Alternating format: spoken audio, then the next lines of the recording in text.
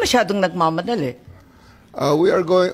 Unang-una, ma'am, ang reglementary period, mamalasin naman kami pag hindi namin ginawa ang trabaho namin. Bakit? Anong reglementary period? Anong period yun?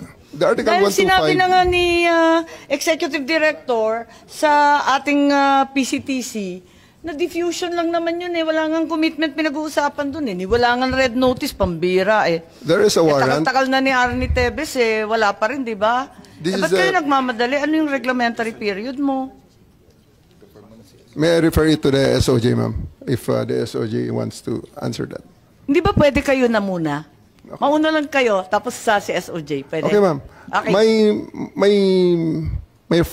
My main processes during the time is that I have implemented a warrant, and it is, therefore, the person is already arrested by virtue of a legal warrant.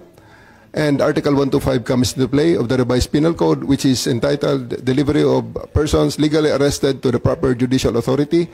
And I do believe at this point the judicial authority will be the ICC. Therefore, I have to abide with that Article 125 of the revised penal code. So inaamin mo warrantless arresto? Kasi yung Article 125 ng RPC does not apply kung may warrant. So inaamin mo walang warrant? At the many stages, ma'am, all the many other, among other laws. Make up your mind, General Torre.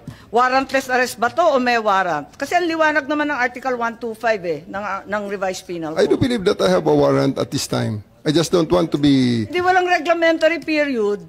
Mamili ka. Kapag warrantless arrest, edi may period. Kapag may warrant, walang period. Just the same, ma'am, I have to deliver him to the judicial proper authority.